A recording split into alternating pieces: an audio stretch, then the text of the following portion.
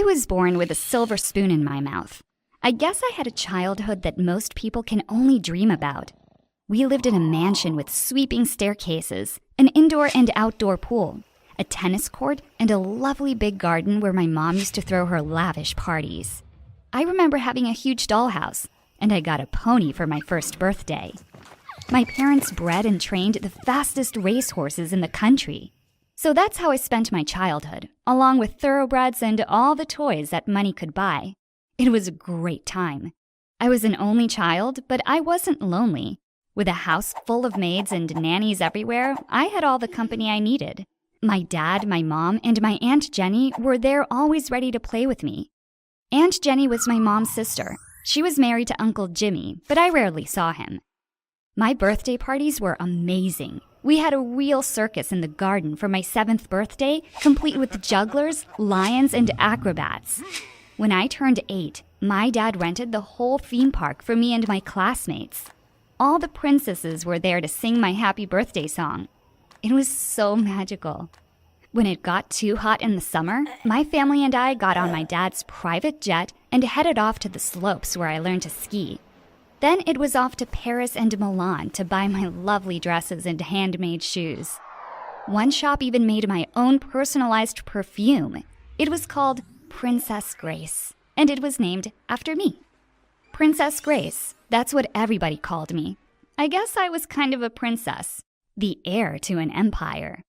If you click the like and subscribe buttons, you'll turn into a real-life princess too. Don't forget to leave a comment below. One day, just after I turned 13, my parents decided to visit a ranch abroad to look at some horses. I wanted to come along, but it was a busy time in school. Don't worry, my mom told me the night before they left. Aunt Jenny will stay with you the whole time. It was a good thing that she was there. 2 days after my parents left, we got a chilling phone call. My parents were ambushed on the way to the ranch. They were being held for ransom. My life that was so peaceful and pleasant was suddenly full of fear. I saw more and more of Uncle Jimmy as he talked to the police. Finally, he decided to give in to the ransom demands. We had to sell our entire ranch and our house too. I have decided to give in to their demands so I can save the lives of your parents, he said. I told Uncle Jim to give the kidnappers anything they wanted. I wanted my parents to be safe, and I wanted them back home. Be strong, princess, Aunt Jenny said while hugging me tight. But the news got worse and worse. After selling everything, I heard the most terrible news. The kidnappers got the ransom they wanted, but my parents never came home. I never saw them again. I was devastated. I couldn't believe what was happening. I clung to Aunt Jenny and we both sobbed. Uncle Jimmy looked stressed and angry. I felt like I was living in a nightmare. I was trapped in a torture chamber in my brain that was still trying to grasp the fact that my parents were dead. When I finally woke up from my nightmare, I was already 14 years old and living in Aunt Jenny's house. But the Aunt Jenny that I knew had changed too. She was always so chatty and happy before my parents died. Now, she was always quiet. I could tell that she was scared a lot, more often than not when Uncle Jimmy was home. One day, I understood why.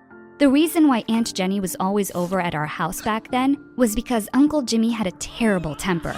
He used to hit Aunt Jenny, so she ran to my mom. Now, there was no escaping Uncle Jimmy. There was no escape for her.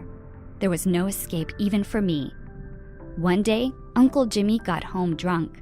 Even before saying anything, he swung his arm and hit Aunt Jenny in the face. He threw her against the wall and started screaming. Now we have this brat to feed? She's not worth anything anymore. Aunt Jenny was shaking. I was shaking too. When Uncle Jimmy turned around to get another drink from the cupboard, he turned to me and whispered, "Run, princess, run away." I didn't know what else to do. How could I leave? Where could I go? I ran back to my room. While packing up some loose change, I heard Aunt Jenny screaming in the kitchen. Then there was silence. The silence was more terrible than anything I have ever heard. I heard Uncle Jimmy stomping to my room. My only option was to jump out of the window. So I ran away. I was scared for myself, but I was also scared for Aunt Jenny. I walked to the bus station and took the first bus out of there. When I got off again, it was in a whole new and unfamiliar place. I realized that I had no idea what to do next. "Hey, miss," someone cried out to me in the street.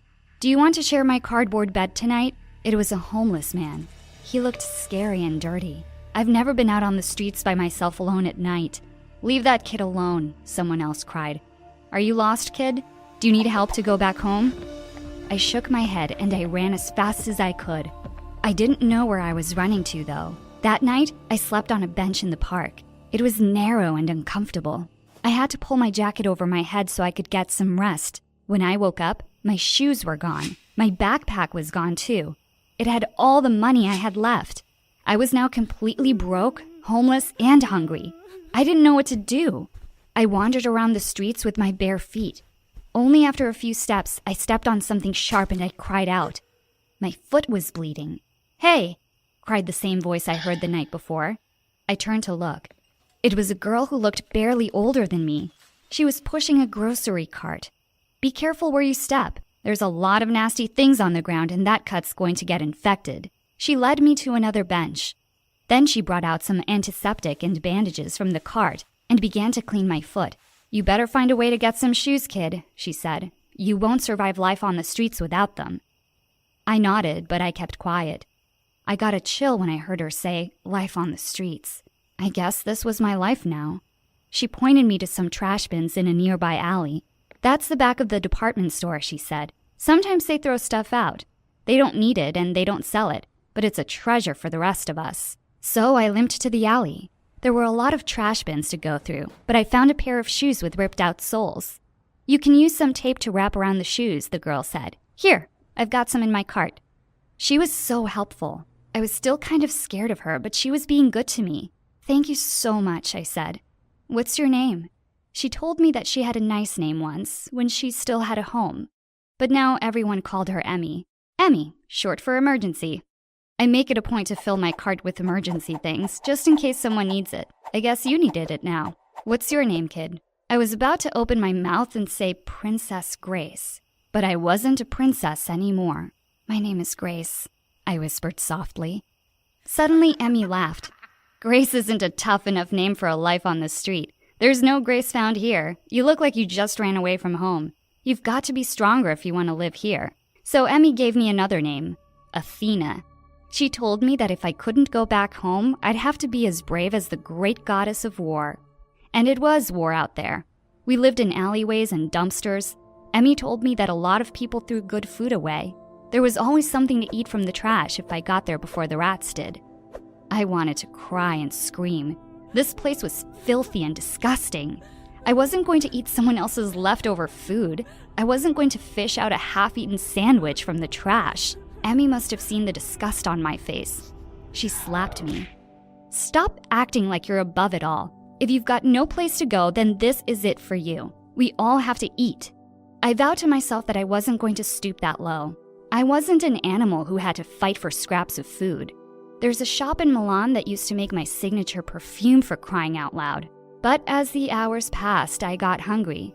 Nobody was coming to bring me a crunchy grilled sandwich and a soup on a silver platter. The only silver in my life was a trash bin now. So before the sun set that day, I found myself ankle deep in filth, desperately looking for anything to eat in the trash cans behind a diner. I got to a half-full takeaway box just in time. The busboy of the restaurant came out and shooed me away. I managed to eat all the food without gagging. I was so hungry. By now, I was pretty filthy too. And to make things worse, it started to rain. There were no dry benches for me to sleep on that night, so I kept on walking until I saw Emmy's cart again. I spied a raincoat tucked into the very bottom. I thought that since I already got some shoes and food from somewhere, I could take the raincoat too. But Emmy caught me and she slapped me again. "We don't steal from each other," she screamed. "Yes, we rummage around for food like animals, but we're still civilized people." She looked utterly crazy. I was getting so scared of her. She looked like she was ready to bite me. Emmy grabbed me by the shoulders and shook me so hard. I started to cry. I called out for my mother. Emmy suddenly stopped. She was breathing so hard and crying too. She let me go. She slumped down on the wet floor and sobbed. "I'm sorry, kid. That's what my foster parents used to do to me when I stole food from the kitchen," she said. "You can share my tent tonight." I thought I would be too scared to close my eyes, but one whole day on the street was too much for me.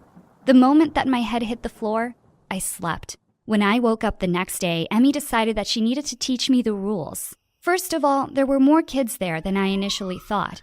There seemed to be around 50 of us just roaming the streets of the city. They were all runaways of some sort. Some from abusive homes, some escaped from orphanages. Emmy was actually older than me. She was already 15, and she's been on the street since she was 12. I left my foster family. I never want to go back. Now I'm just trying to forget my past, but I don't know if I have a future, Emmy said. That's why we have to take care of each other somehow. She introduced me to the people there. Even if they had foul breath, patched up clothes, and filthy hair, they were still people. They weren't animals. They weren't monsters. My foster parents were the monsters, Emmy added. I bet you know some real monsters, Athena. I nodded and quietly agreed. Uncle Jimmy was a monster too. So I became a part of this ragged family. I looked pitiful and sad enough to beg. I got a lot of spare change from nicely dressed people passing by. Everything I got, I shared it with the others. Sometimes we could afford a whole loaf of bread and some hot soup. It helped on cold nights when we couldn't light the drums for fire. There wasn't any money left for anything else, not even a pair of shoes. Some nights I thought of the lavish collection of dresses I bought from Paris. Now I looked like a rat on the street. But I changed more than just my clothes. I was braver and stronger now. I could feel like the real Athena, and I could face anything. I stopped thinking about Aunt Jenny. Up to a point, I stopped thinking about losing my parents. I just had to think about how to get food for the next day. I lived like this for 4 years. One day, I was looking for some old newspapers that I could use to line up my cardboard tent. That's when I saw a familiar face on the front page. It was Uncle Jimmy. He looked so much better than the last time I saw him, but the article said something about him getting married to some socialite. I guess he and Aunt Jenny got divorced. The more I read, the more I felt shocked. The article mentioned that Uncle Jimmy was the president of a company that bred and trained racehorses. I couldn't believe what I was reading. Aunt Jenny never mentioned a business like that. But the most shocking part was when Uncle Jimmy said that he managed to save the business of his brother-in-law who tragically died overseas with his whole family. That blatant lie seemed to light a fire in my head. I was still alive, although I had disappeared from their lives. But how could Uncle Jimmy take over my dad's business when we had to sell everything to the kidnappers? That day, I still went out to beg. But when it came to splitting the money up with the rest of the kids, I didn't spend my share on food. Instead, I kept the money. I needed to save enough to buy a bus ticket back home. After 2 weeks of feeling hungry, I had enough for a one-way ticket. I was planning to go home the next day when tragedy struck my family again. It was raining that night. A car came out of nowhere, and the roads were so slippery. It crashed just outside the alley I shared with the others. Emmy was standing with her cart, waiting for me. She didn't have enough time to run away. All at once, all the bad things that happened in my life seemed to replay themselves in my head. My parents were dead. I ran away from my Aunt Jenny. I broke down sobbing on the street while the police came to check on the scene. The other kids were trying to comfort me, but I couldn't stop talking. It was like a dam opened up. I told them everything about myself, from my real name to my suspicions about Uncle Jimmy. Suddenly, a policeman came over and knelt in front of me. Then he asked me the most amazing thing. "What's your complete name? How long have you been on the streets? How old are you?" I still couldn't stop talking and shaking. I answered the policeman as best as I could. Then he turned and called someone on his phone. 2 hours later, after they took away Emmy's body, a car pulled up in front of my alley. "Grace! Princess Grace! Where are you?" It was Aunt Jenny. I went out slowly. It felt like a dream. I looked at her and she looked at me for a long time. Then she pushed the filthy hair from my face. "Is it you, Princess?" she whispered. I nodded, and I was shaking with sadness, relief, and happiness. "You can come home now," Aunt Jenny added, and she led me back to the car. I found out a lot that night. Aunt Jenny was preparing a case against Uncle Jimmy, but she had to wait until their divorce was finalized. He threatened me when I finally figured it out. He never paid the ransom. He kept all the money and all the horses. He just moved them to another ranch, but he didn't know how to get rid of you. After you ran away, he wanted to find you to get rid of you too, so he could finally use the money for himself. I asked Aunt Jenny why she didn't run away from him like I did. I was too scared to run. I wasn't brave enough. But when Jimmy finally met that socialite, he dropped me like a hot potato. I was finally free after getting divorced last year. I've been looking for you since then. She further explained that since they found me, I could fight Uncle Jimmy in court. Legally, everything was mine. We're going to win for sure, said Aunt Jenny, and you can get your life back. I guess she was thinking that we could move back to another mansion, having a luxurious lifestyle. But I had other plans in mind. I didn't want that kind of life anymore. Being on the streets made me realize that there are people who may look dirty, but they have clean souls. I thought of Emmy. After we get all the money back, we can buy a big house. But we won't be the only ones living there, I said to Aunt Jenny. I'm bringing all the kids with me. I can be a mother to all of them. I can be a mother to all those kids in the dumpsters and alleys who think they have no place to call home. Hello, I'm Franny, and I don't know about you, but I just love reading. Ever since I was little, I've always had my nose in a book. So it's no surprise, really, that English literature is my favorite class. And I'm planning on majoring in literature in college.